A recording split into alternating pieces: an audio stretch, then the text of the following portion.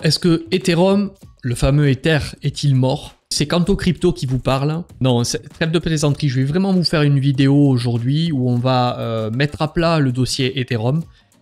On va éviter de rentrer dans de la tâche affective, émotionnelle. On va essayer de vraiment décortiquer. Vous allez voir à la manière Swing Invest, comme je fais tout le temps, en prenant en compte la structure, en prenant en compte le ratio risque-reward aujourd'hui. Est-ce que c'est rationnel aujourd'hui de commencer à se poser des questions existentielles sur Ether ou pas? Ça va être difficile pour moi parce que c'est déjà, je détiens des Ethers long terme. Je suis rentré dans Ethereum à mes débuts sur la crypto. J'ai commencé vraiment à fond dans Ethereum.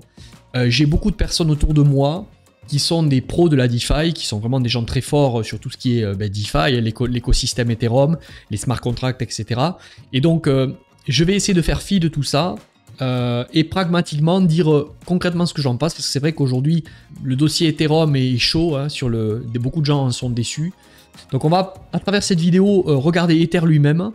On va avancer petit à petit, rester jusqu'au bout. À la fin, je vais vous dire si vous voulez racheter de l'Ether, quels sont les prix éventuellement qui sont intéressants pour le faire. Où est-ce qu'Ether pourrait aller? Est-ce que c'est rationnel de s'en inquiéter aujourd'hui? On le comparera bien sûr à Bitcoin, ok, la période HBTC. On va éviter de rentrer dans des débats. D'ailleurs, est-ce qu'il est mort ou pas?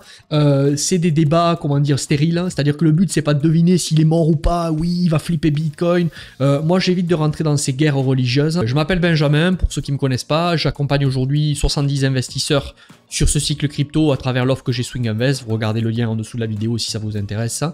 Ceux qui ont appliqué, pour faire rapidement, hein, le Swing Invest depuis l'affaire FTX sont à peu près entre x2,5 et x4 sur le capital initial investi en partant de l'affaire FTX, avec aujourd'hui une faculté d'avoir pu racheter le dip avec les profits qui ont été pris sur la montée et donc éviter sur une partie du portefeuille la grosse baisse que l'on a connue depuis le printemps. Ok, on est parti pour la vidéo. Dans un premier temps, vous le savez que j'affectionne tout particulièrement tout ce qui est structure de marché long terme, moyen terme, et j'avance petit à petit au travers de ces poupées russes pour arriver à prendre des décisions court terme. Alors court terme pour nous, attention, je m'adresse aux investisseurs, court terme pour nous c'est le daily, c'est le 3-day, c'est le weekly, ok, c'est pas en dessous de ces unités de temps. Donc pour après peaufiner ces décisions court terme, il faut comprendre la structure long terme. Il y a des personnes, ça les fait rire, ce genre de choses. Si je suis ici en weekly et que je regarde et que j'ai acheté les tops, parce que j'ai vu qu'il y avait de la lumière et que j'ai appris qu'Ether allait avoir des ETF qui allaient être acceptés, etc., et que j'ai acheté comme un malade avec du levier, ben moi je suis un peu énervé parce que je vais dire, mais non, mais c'est baissier Ether. Non, celui qui regarde ça, il dit que c'est haussier. Celui qui a accumulé ici, qui a pris des TP sur la montée et qui a redescé à Ether dans ces zones ici d'investissement et qui a pris profit, comme nous on l'a fait sans s'exciter sur les points à peu près par ici, là. Nous ici, ceux qui veulent racheter de l'Ether dans le groupe sont en train de décider de savoir s'ils veulent réaccumuler ou pas. Donc, la réponse, vous l'avez sous les yeux. Est-ce que Ether, long terme, et vraiment, je vous encourage à rester au bout de cette vidéo parce qu'à la fin, je vais vous dire vraiment ce que moi je vais faire avec mes Ethers de long terme. Est-ce que j'en rachète ou pas? Est-ce que je compte les vendre? Est-ce qu'on a des chances de découvrir un ATH ou pas? Je vais vraiment rentrer dans tous ces trucs-là. Donc, sous nos yeux long terme, on a la réponse. Hein. Ether bas. Je pars du trimestre 2015, ok? Octobre 2015. Haut, bas. Bull market. Haut, bas. Ok? Et nous sommes dans une attente de un éventuel point haut. Moi, je vous le spoil d'ores et déjà. C'est pas que je suis quelqu'un qui devine ce qui va se passer. C'est que dans une structure haussière comme ça, parler de fin d'Ether, long terme, c'est finito, c'est cuit. Il y a une différence entre déception de surperformance d'Ether par rapport à Bitcoin, de sous-performance, j'ai presque envie de dire, et en valeur dollar, c'est terminé, ça n'ira plus faire de plus haut. Peut-être que si vous êtes dans ces débats-là, ces bagarres, vous aurez peut-être raison, mais vous jouez une chance sur deux. Moi, je ne suis pas là pour penser bearish dans un marché comme ça. Un marché qui est haussier pour l'instant long terme et qui m'enchaîne des bas de plus en plus haut et des hauts de plus en plus haut depuis 2 cycles. Oui, effectivement, ça se tasse. Ok, c'est en train de se tasser. Et peut-être que Ether, ça aura été... La techno est là. La techno, on ne la remet pas en question. Mais peut-être que ça aurait... Combien d'altcoins ont passé 2 bull runs consécutifs avec des ATH explosifs? Il n'y en a pas beaucoup. Hein. Ether l'a fait sur 2 cycles. Peut-être qu'effectivement, ce cycle va être un peu décevant. Mais est-ce que pour le moment, on peut parler de c'est terminé il n'y aura pas de nouvel ATH? Non, je m'attends à un nouvel ATH. Si on zoome un peu plus, je reste en trimestriel, on va y aller. Ce qu'on a ici, ok, donc retracement bear market.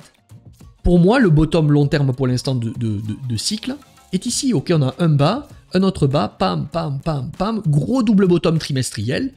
Nous sommes dans un retracement, ok, après avoir fait un gros double bottom trimestriel. Le problème, c'est c'est si tu as acheté ici, parce que on en a parlé de tout ça, je vais pas y revenir, quand il y a eu les acceptations ETF, je vous disais, je trouve ça bizarre qu'il y ait un move très facile avec du levier, un long, c'est bon, to the moon, ETF accepté, et je m'attendais à un retracement comme ça qui vienne prendre la liquidité. Revenez aux alentours des affaires ETF, ceux qui étaient là s'en rappelaient, je vous dis qu'il y en avait beaucoup qui pouvaient tenter de mettre des stop loss sur un niveau qu'on regardera tout à l'heure, et qu'on risquait de baisser. Mais structurellement, très long terme, on est haussier, et je dirais même moyen terme depuis l'affaire FTX, bas, haut, bas, haut, nous sommes, jusqu'à preuve du contraire, dans un potentiel dip de tendance haussière. Donc pour l'instant, est-ce que le risk-reward ici est plus à l'achat ou à la vente? Mais très long terme, il était à l'achat ici. Moyen terme dans ce cycle, on est plus sur jeter notre regard à l'achat que jeter notre regard à il faut partir. Non, c'était sous la résistance. Nous d'ailleurs, dans le groupe Swing Invest, des profits ont été pris entre les 3500 et le top ici. Au même titre qu'en avril, quand je disais que sur l'ensemble des cryptos, des altcoins, je prenais des profits.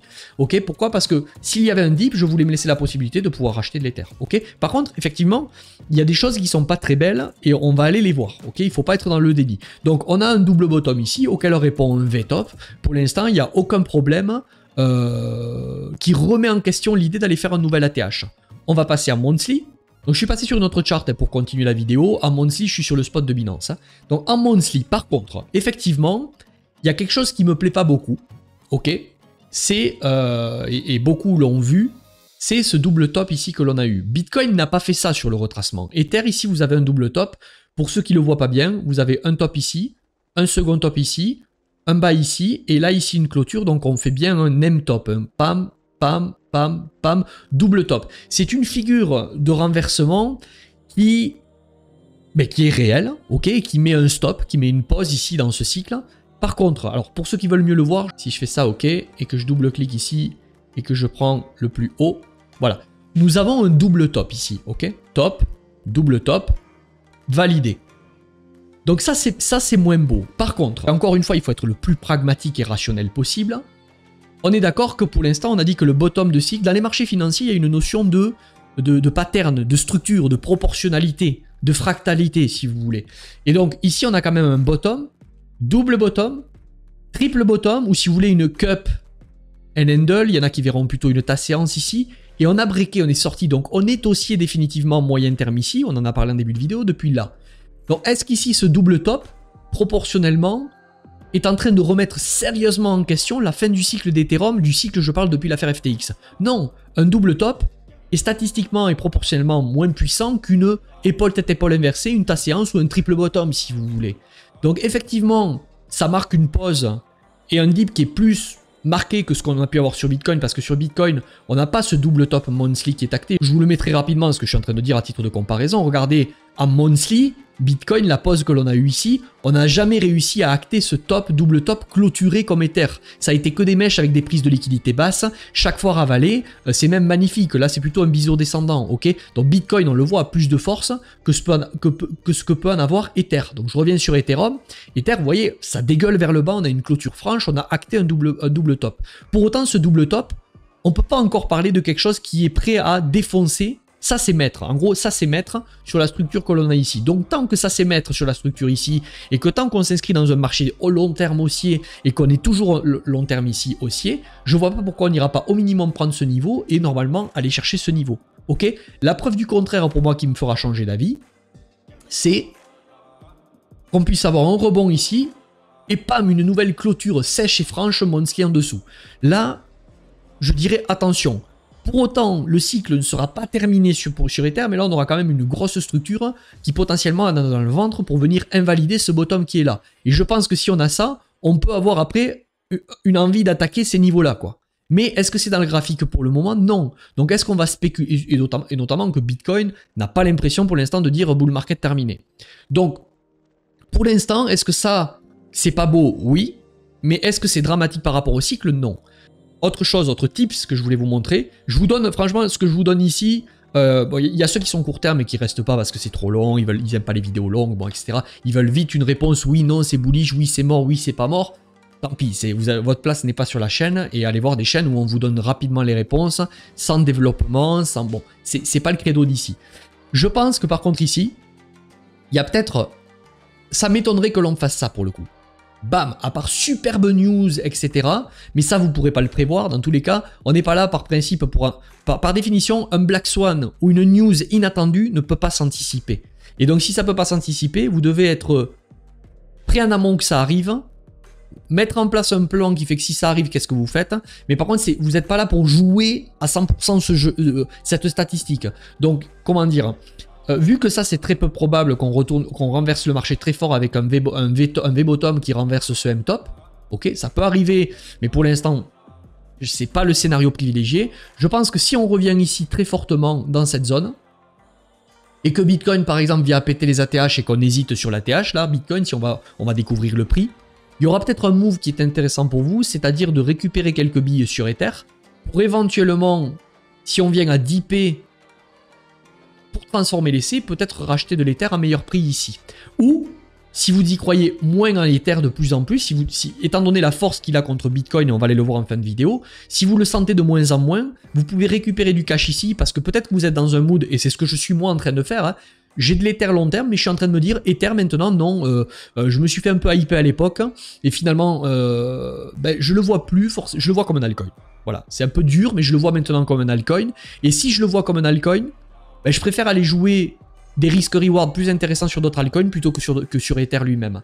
Parce que la faiblesse qu'il m'a montré technique ici me dit que potentiellement, il sous-performe Bitcoin pour l'instant. Il y a plus d'argent à aller faire sur des altcoins. Alors après, dès lors que j'en accepte le risque, hein. Attention, pour moi, c'est moins risqué d'avoir de l'Ether que d'avoir d'autres altcoins.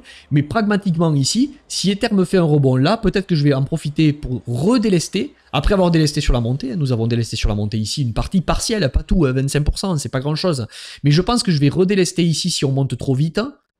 Pourquoi? Pour me laisser le choix de, si ça passe, tant mieux, j'ai toujours de l'Ether et on continuera. Si ça passe pas, racheter peut-être le dip sur Ether ou acheter un autre altcoin à côté parce qu'il m'offre une promesse avec un meilleur risque-reward potentiel. Donc, je pense que dans tous les cas, si on revient trop rapidement tester ces zones ici, on aura besoin au moins d'une digestion au minimum pour passer et on aura la fameuse épaule, tête, épaule inversée de continuation ou on aura très certainement besoin d'un retest. Ça tient, double bottom, ok? Donc, double top ici. Ok, on avait besoin de maturer un double bottom pour inverser la tendance. Et je pense que par contre, ce sera probable qu'on renverse la tendance. Pourquoi? Parce qu'encore une fois, ça, c'est mettre sur ça. Et si ça, c'est mettre sur ça, ça ne veut pas dire que c'est certain, mais ça veut dire que c'est idiot de ne pas jouer la continuation haussière. Et donc de ne pas se dire qu'ici, nous sommes dans des zones quand même intéressantes si on veut jouer la continuation haussière de Ether. Ok? Par contre, gardez en tête, toujours pareil, comme Black Swan peut arriver. Et vous pouvez très bien avoir un move du style le push un peu trop rapide, on sélectionne naturellement les gens, on ravale le marché. Ok, un peu ce qui pourrait se passer sur Bitcoin, c'est-à-dire il faut toujours être prêt à cette éventualité. Ok, restez quand même jusqu'à la fin, je vais vous montrer la démarche de qu'est-ce que je vais faire en observant la paire ETH-BTC. D'accord, alors est-ce qu'ici nous sommes sur des bons prix pour accumuler de l'Ether? Oui, mais partez du principe que peut-être que là vous allez immobiliser un peu votre argent le temps que ça mature avant que ça pète. Le momentum n'est toujours pas là en monthly. Okay, en monthly, le momentum est faible. Si je vous prends une ligne de tendance, on pourrait illustrer une ligne de tendance ici, qui est le double top monthly. On pourrait illustrer une autre ligne de tendance ici. Ok, vous voyez, on est toujours en dessous. C'est pour ça que je vous dis que si on a un rebond trop rapide, attention, méfiez-vous de ça. Et on pourrait mettre cette grande ligne de tendance qui pour l'instant n'est toujours pas passée. Ok. Voilà, donc le momentum n'est pas là, va falloir je pense du développement, c'est ce que je vous disais. Alors est-ce qu'on va, boum, rejet, on passe, on consolide la ta séance et on pète. Est-ce qu'on va plus boum, j'en sais rien. Mais ce que je veux vous dire c'est que c'est pas comme Bitcoin, c'est pour ça qu'on est plus faible. Et c'est pour ça que je vais vous dire ce que je vais faire in fine à la fin du cycle avec mes Ethers par rapport à Bitcoin. Ok, donc ce que je voulais vous dire ici, c'est est-ce que les prix d'achat sont bons? Je vais vous tirer tout simplement un petit Fibonacci. C'est vrai que les meilleures zones pour moi, pour de l'investissement Ether, c'était tout ce qui était au-dessous de 1500 $. Ok, le bottom était ici, et entre le 702 et le 786 de Fibo. Tout ce qui était sous le 618 long terme est bon. Et si on prend le bottom depuis l'affaire FTX et qu'on vient ici, je dirais que les mèches basses que l'on a eues qui correspondent à un 618 sont pour moi le strict minimum, c'est-à-dire les 2100 $ pour commencer à aller chercher de l'Ether. Personnellement, est-ce que je le fais? Je vous le dis non. Je n'ai pas réaccumulé de l'Ether. J'ai de l'Ether long terme. Sur la paire ETH-BTC, sur la baisse il y a quelques mois, au cas où ça parte, j'avais transféré un peu de Bitcoin pour de l'Ether. parce qu'on était dans des bonnes zones, on va le voir sur la période HBTC. Mais au vu, depuis qu'il y a ce M-top ici, stop, j'attends du développement. Ok, j'arrête. J'arrête de remettre du risque sur Ethereum, étant donné le reward que ce graphique est en train de me montrer. Ok, donc on continue. Voilà pour les niveaux d'investissement pour ceux qui le font. Maintenant, où seront les nouvelles prises de profit et où finalement Ethereum, qu'est-ce qu'Ethereum pourrait aller chercher? Donc on va y aller et rester jusqu'au bout. Je vais ensuite, il y a vraiment une notion assez intéressante que je voudrais vous faire passer sur la paire ETH-BTC. Donc ici, vous l'avez bien compris, il y a une zone de TP pour vous alléger si vous en acceptez le risque. Si vous avez mal acheté là au niveau des ETF en disant oui, annonce d'ETF, au passage, c'est ça que je vous disais en début de vidéo. J'avais repéré à l'époque ces equal low. Revenez sur les vidéos là aux alentours de juillet, mai 2024. Je disais, je comprends pas comment à l'acceptation ETF ici, on ne viendra pas éclater ces gens avec les stops probables dessous, sous ces equal low. Donc si vous avez fait partie de ceux qui ont acheté de l'Ether un peu ici, si on a un rebond trop violent, je serai vous, je délesterai. Même si ça continue, il ne faut pas le regretter, je délesterai. Voilà, donc on continue. Première zone de TP ici, et ensuite, où pourraient être les nouvelles zones de prise de profit en cas de pump d'Ether? Est-ce qu'Ether va faire un nouvel ATH? Je pense que oui. Donc je vais vous donner des targets d'extension de Fibo, mais pour moi, je ne vais pas être dans le déni d'aller forcément les chercher. Je vais grandement observer la paire ETH-BTC jusqu'à la fin pour voir à quel moment il sera bon d'appuyer sur le bouton Sell Ether et j'arrête avec Ether. Ok? Donc, est-ce qu'Ether sur ce cycle peut aller nous chercher du 7000 $? Oui. 10 000 $? Pourquoi pas? On verra. Et avoir vraiment une euphorie de malade avec des gens qui vous collent à la fin. Oui, Ether 20 000 $, comme le Bitcoin, il y a l'ATH du Bitcoin en 2018 ou 2017. Oui, 20 000 $, tout ça. Je pense que si on arrive dans ces zones, il sera vraiment temps de quand même prendre des profits et de pas forcément les attendre. Maintenant, est-ce qu'on va aussi peut-être, comme Ether a montré beaucoup de faiblesses contre Bitcoin, juste faire une petite découverte de prix et c'est terminado, ça aura passé un bull run, deux bull run et finalement le troisième il sera très décevant comme beaucoup d'altcoins l'ont fait au dernier cycle, ont juste grappillé les ATH et terminado. Il ne faut pas être dans le déni. Alors qu'est-ce que je vais observer pour savoir si je vais couper moi à 5, à 7 ou à 10? C'est le comportement d'Ether contre Bitcoin et on y va de suite. Le ratio ETH BTC. Avant qu'on y aille, vous avez bien compris, Ether pour moi c'est haussier long terme, c'est haussier moyen terme. Court terme, il y a une pause liée à ce M-top. Donc si on y revient trop rapidement et que j'avais mal acheté, j'en profiterai pour délester. D'ailleurs, peut-être que si on y vient rapidement, je vais délester pour aller allouer sur d'autres choses. Ou éventuellement, s'il y a un Black Swan, racheter de l'Ether très creux. Mais est-ce que pour moi, Ether est bearish là et on peut dire que c'est fini, c'est mort? Non, pas du tout. Ok, pas du tout. Par contre, c'est ça le débat et c'est là qu'il ne faut pas se tromper. C'est pas mort, mais peut-être qu'il y a mieux à faire avec autre chose. Dès lors que vous êtes en accord, d'aller prendre le risque d'aller faire mieux avec autre chose. N'oubliez pas que ce sont que des histoires d'idées d'investissement, des idées de trade. Dans un premier temps, une idée de trade, une idée de spéculation, c'est on joue une probabilité, mais on est conscient et on est humble face au marché que dans un premier temps, on limite la perte. Et si finalement le marché approuve notre idée de trade et d'investissement, on manage sa hausse. Mais on n'est pas là pour aller chercher des certitudes, d'accord? Donc voilà, je termine par la paire ETH-BTC. Voilà, je vais vous dire vraiment concrètement ce que j'en pense. En 2 semaines, là, la paire ETH-BTC, on voit qu'on a eu un cycle ici de surperformance d'Ether contre Bitcoin. Et en 2021, sur le bull run 2021, on n'a pas pu surperformer le Bitcoin. Ok? Donc on est plutôt, je dirais, dans une tendance haussière, dans une tendance range, ascendant haussière, je disais, il n'y a pas longtemps, jusqu'à ce développement de cette pattern et ce dégueulis ici. Je m'explique. C'est-à-dire que là, vous voyez, ce qui est en train de me faire douter sur la faculté de Ether, pas à faire un nouvel ATH en valeur dollar, mais à surperformer le Bitcoin sur les années à venir, c'est cette faiblesse globale de la paire ETH-BTC. Et je dirais même, pour le coup là, moyen terme et court terme. C'est-à-dire qu'autant sur le long terme, je vous disais qu'Ether lui-même contre dollar est haussier long terme, est haussier mid-terme et court terme, il a fait une pause. Contre Bitcoin, je dirais que moyen terme, on est passé baissier quand même. Je m'explique. C'était haussier ici, retracement. Ici, on montre de la temporisation. On aurait pu juste consolider, temporiser et continuer pour continuer ce bull run qui potentiellement n'était pas fini sur la paire ETH-BTC. La structure que l'on a développée ici quand même est en train sérieusement de remettre en question cette structure de renversement. Je dirais même qu'elle est peut-être en train de faire passer bearish la paire ETH-BTC. C'est-à-dire que Ether peut-être a signé la fin de sa surperformance avec cette dalle de béton qu'il vient de créer par rapport à ça. Je suis obligé de vous le dire. Je sais que ça fait pas plaisir, mais on s'en fout de se faire plaisir ou pas. C'est même, je suis moi-même concerné. Mes Ethers, je vais vous le dire de suite, si on revient ici sur la paire ETH-BTC, en surperformant, parce que je pense que Ether à un certain moment va resurperformer temporairement, ne serait-ce que pour honorer cette tendance baissière. Dans une tendance baissière, il y a toujours des hauts, des bas, des hauts, des bas, des hauts. Mais le prochain haut ici, si on vient ici, qu'on est sous résistance, que Bitcoin potentiellement est aux 100 000, que Ether est à 5, 6, 7, 8 000, mais il sera peut-être grand temps pour moi de me dire c'est bon, récupère tes profits sur Ether, parce que ça risque de ne pas passer contre Bitcoin.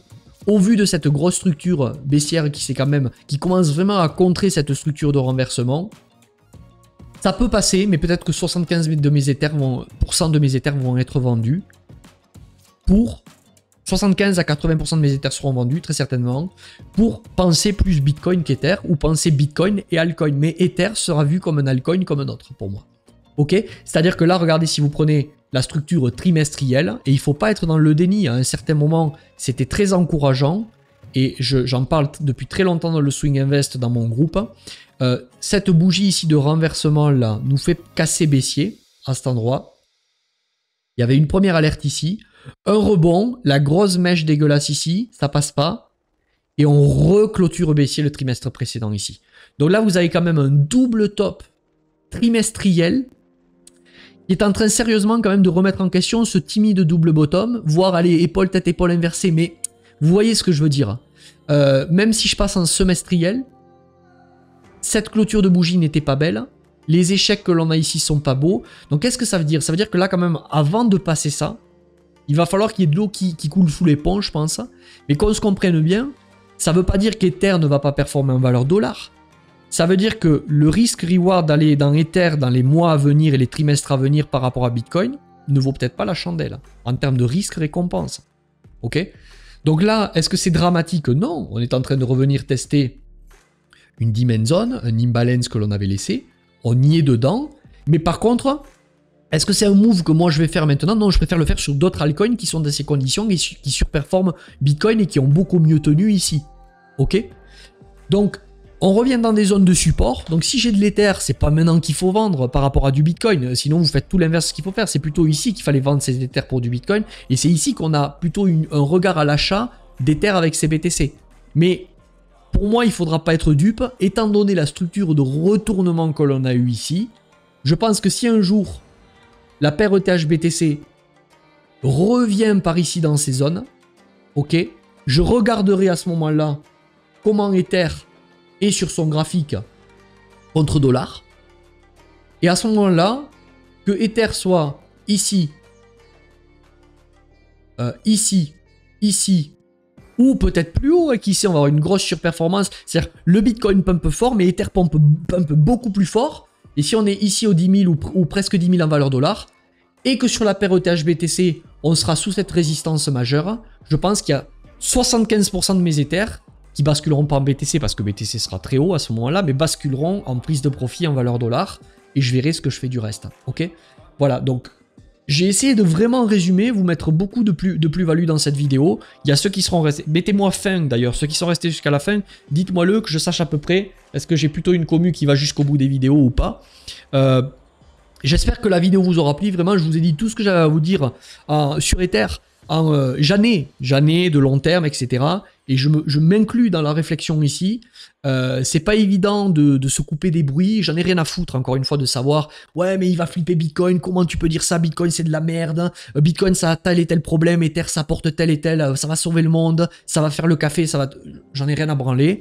À un certain moment, peut-être. Mais quand il y a des risques que mon capital décroisse dans un investissement, je suis obligé de prendre en compte ces risques et de les inclure dans mon mode management et ma manière de gérer le portefeuille. Ok? Je vous fais une bise. Je vous dis à plus. C'était Benjamin Canto, Crypto, Pépito. À plus. Bye!